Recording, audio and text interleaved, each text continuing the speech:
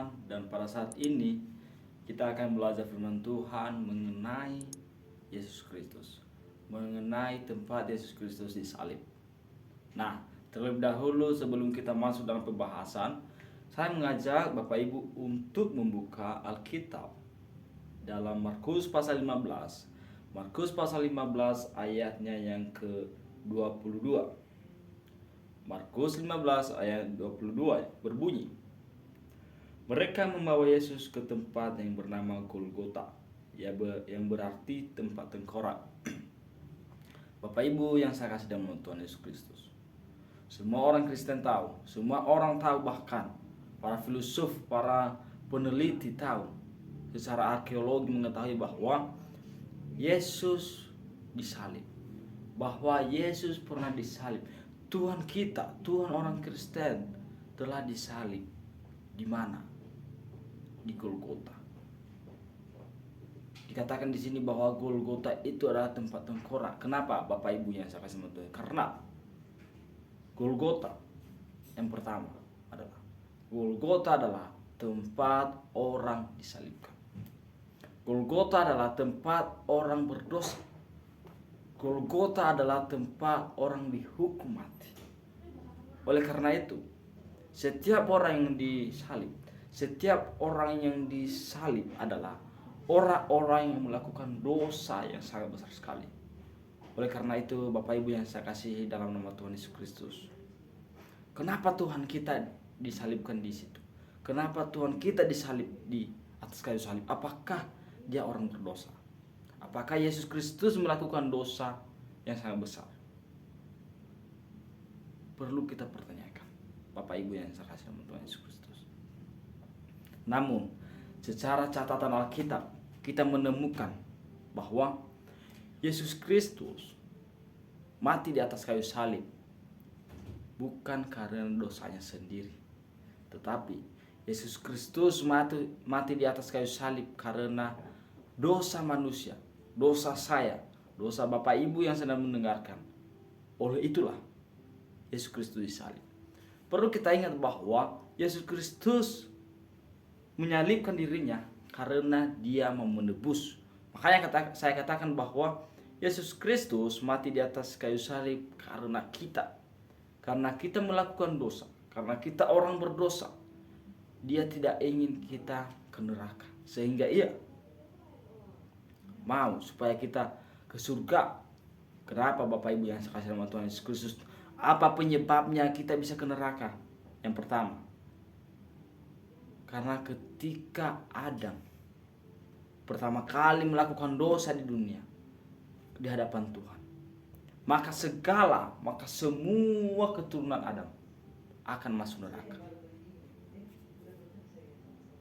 Itu adalah penekanan dari Tuhan, bahwa barang siapa yang menjadi keturunan Abraham, maka dia akan menjadi orang berdosa seperti Abraham, seperti Adam, seperti Musa.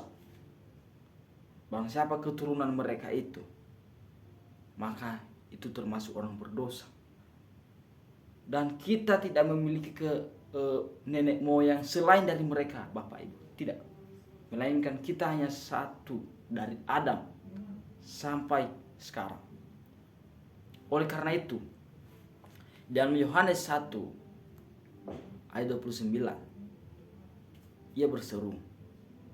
Lihatlah, ketika Yohanes melihat Yesus Kristus lewat, Yohanes berseru, lihatlah anak domba Allah yang menghapus dosa seisi dunia. Bapak Ibu yang saya kasih dalam Tuhan Yesus Kristus, jadi kematian Yesus, penyaliban Yesus sebenarnya suatu sukacita, bukan duka cita, tetapi sukacita bagi kita yang percaya. Karena kenapa? Karena dia mati untuk kita. Karena Yesus mengorbankan dirinya hanya untuk menebus dosa kita. Namun Bapak Ibu yang saya kasih dalam nama Tuhan Yesus Kristus, perlu kita camkan bahwa harus ada respon dari kita. Kita harus meresponi Injil. Kita harus meresponi kematian Yesus Kristus. Jika kita tidak bisa merespon hal demikian, maka kita tidak bisa menerima, kita tidak akan bisa mendapatkan penyelamatan itu dari Yesus Kristus. Tidak. Jika kita tidak menerima, melainkan kita tahu bahwa Yesus telah mengorbankan dirinya untuk kita.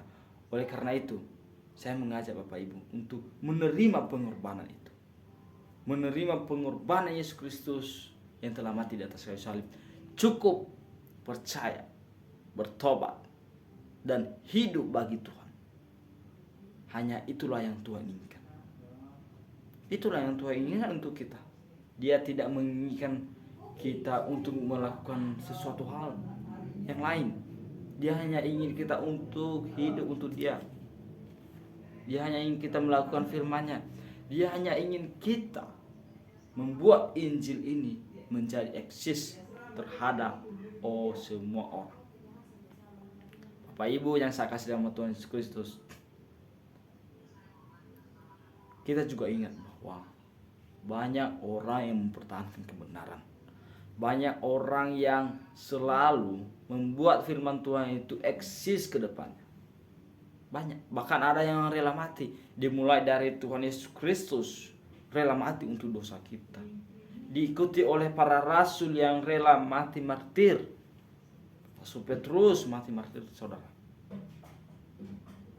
Sebagian besar dari para rasul mati martir hanya demi Injil.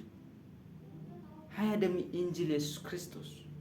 Mereka rela mati. Namun bagaimana dengan kita yang sekarang ini mudah sekali untuk menjangkau, mudah sekali untuk menyampaikan Injil, mudah sekali untuk menyampaikan kebenaran. Apakah kita memiliki semangat seperti para rasul yang rela mati untuk kebenaran, yang rela mengorbankan keluarganya, dirinya sendiri, bahkan nyawanya sendiri, saudara yang saya kasih nama Tuhan Yesus Kristus? Itulah yang dimaksud dengan mempersembahkan diri sepenuhnya. Ketika kita tahu bahwa Tuhan telah menyelamatkan kita, ketika kita tahu bahwa Tuhan telah hidup untuk kita, dan marilah saya mengajak Bapak Ibu untuk hidup untuk Tuhan, untuk tetap hidup untuk Tuhan. Jadi kesimpulan yang saya sampaikan pada saat ini adalah, hendaklah semua yang mendengarkan atau Bapak Ibu yang sedang menonton video ini dapat merenungkan bahwa kematian Kristus, bahwa penyaliban Kristus di atas kayu salib itu bukan karena dosa dia sendiri, tetapi itu karena dosa kita, termasuk saya. Karena dosa saya, Tuhan kita disalibkan. Karena dosa Bapak Ibu, Tuhan kita disalibkan. Oleh karena itu, marilah kita sekarang berterima kasih, mengucap syukur kepada Tuhan karena Tuhan telah mati untuk kita. Oleh karena itu, Bapak Ibu yang saya kasih nama Tuhan Yesus Kristus, cukup sampai di sini firman Tuhan yang saya sampaikan. Saya ucapkan terima kasih. Semoga Bapak Ibu yang mendengarkan bisa mengaplikasikan dan menerapkan dalam hati kita masing-masing. Saya ucapkan Maranatha.